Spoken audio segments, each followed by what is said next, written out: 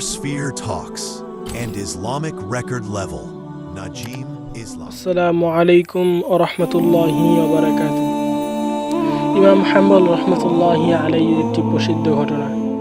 তো তিনি হাদিস কালেকশন করার জন্য বাইরে যেতেন। তো একদিন তিনি হাদিসকে কালেকশন করার জন্য এবং সংরক্ষণ করার জন্য তিনি অনেক দূর একটা সফরের মধ্যে বেরিয়েছিলেন। তো তিনি যখন সফরের মধ্যে গিয়েছিলেন তখন তিনি যখন রাত হলো, এশার নামাজের সময় হলো, তিনি মসজিদে আশ্রয় নিলেন। তার কাঁথা বালিশ মসজিদের ভেতরে রেখে তিনি এশারের নামাজ আদায় করলেন।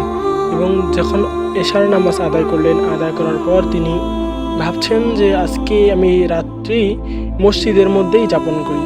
তো তিনি তার কাঁথা বালিশকে শুয়ে রেখে তিনি হাদিস সংরক্ষণ করতেছেন, হাদিস পড়তেছেন।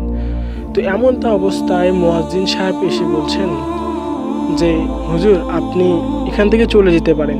তখন ইমাম হাম্বল রহমতুল্লাহি আলাইহি বললেন যে আমি তো অনেক দূর থেকে সফরে আসছি, আজকে রাতটা আমি মসজিদেই থাকতে যাচ্ছি।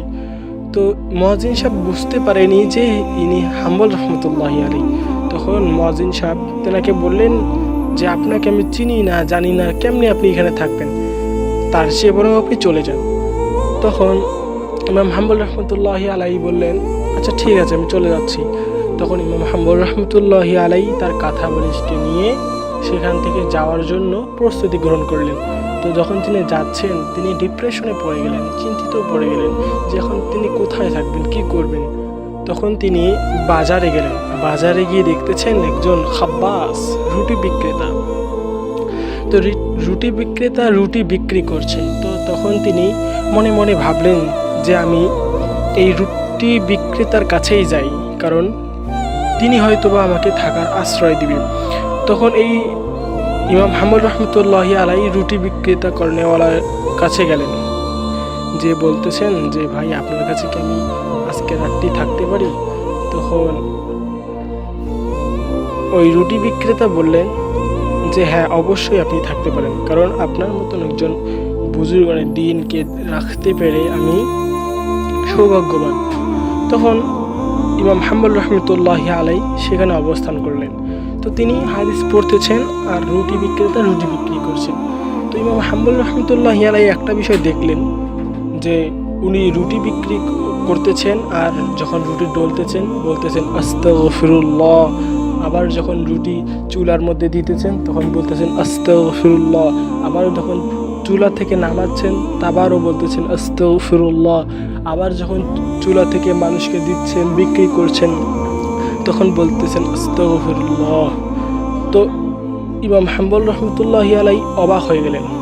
তো ইমাম হাম্বল রহমতুল্লাহি আলাইহি ওই খাব্বাসের কাছে এসে বলতেছেন, ইয়া সাহেব, আপনি বারবার রুটি বিক্রি করতেছেন, বলতেছেন আস্তাগফিরুল্লাহ। আবার রুটি চুলায় দিচ্ছেন, বলতেছেন আস্তাগফিরুল্লাহ। আবার ক্রেতার কাছে দিচ্ছেন আস্তাগফিরুল্লাহ। এর মানেটা কি? আপনি এর দ্বারা কি ফজিলত পেয়েছেন, কি উপকার পেয়েছেন? তখন ওই সাহেব বললেন, ওই যুবক বললেন যে হুজুর, আমি এই আস্তাগফিরুল্লাহর মধ্যে এতটাই বরকত পেয়েছি, এতটাই ফায়দা পেয়েছি যে আমি ছোট থেকে এখন পর্যন্ত আল্লাহ তাআলার কাছে যা দোয়া করেছি আল্লাহ তাআলা তাই কবুল করে নিয়েছেন। আমি হলাম মুস্তাজাবুদ দাওয়া। তখন ইমাম হাম্বল রহমতুল্লাহি আলাইহি অবাক হয়ে বললেন যে তুমি মুস্তাজাবুদ দাওয়া? তখন বললেন যে হ্যাঁ, আমি হচ্ছি মুস্তাজাবুদ দাওয়া। তখন ইমাম হাম্বল রহমতুল্লাহি আলাইহি অবাক হয়ে গেলেন। তখন ওই যুবক বললেন যে তবে আল্লাহ তাআলা আমার একটি আশা ব্যতীত সমস্ত আশাগুলো পূরণ করেছেন। তখন ইমাম হাম্বল রহমতুল্লাহি আলাইহি আবার অবাক হয়ে বলতে লাগলেন যে কি সেই তোমার অবাক করা কাহিনী, যা তুমি চেয়েছো কিন্তু আল্লাহ তাআলা তোমাকে দেয়নি? তখন ওই যুবক বলতে চাচ্ছিলেন না। তখন ইমাম হাম্বল রহমতুল্লাহি আলাইহি তাকে পিড়াপিড়ি করার পর ওই যুবক বলতেছেন যে আমি শুনেছিলাম যে এই যুগে সব থেকে বড় ইমাম হাম্বল রহমতুল্লাহি আলাইহি, তাকে দেখার আমার অনেক আশা। তখন ইমাম হাম্বল রহমতুল্লাহি আলাইহি চোখ দিয়ে টপ টপ করে পানি ঝরা শুরু করে দিল এবং ইমাম হাম্বল রহমতুল্লাহি বলেন, ইমাম হাম্বল রহমতুল্লাহি আলাইহিকে তোমাকে দেখতে যেতে হবে না, ইমাম হাম্বল রহমতুল্লাহি আলাইহি তোমার নিকট ছুটে এসেছে, আল্লাহ তোমার এই আশাটাও পূরণ করে নিয়েছেন। সুবহানাল্লাহ, সুবহানাল্লাহ। ইমাম হাম্বল রহমতুল্লাহ আলাইহির চোখ দিয়ে টপ টপ করে পানি ঝরে। তো ভাই আমরাও যদি ইস্তেগফার পড়ি, আল্লাহ আমাদেরও আশাগুলোকে কবুল করে নিয়ে নেবেন। এজন্য বেশি থেকে বেশি পড়ব।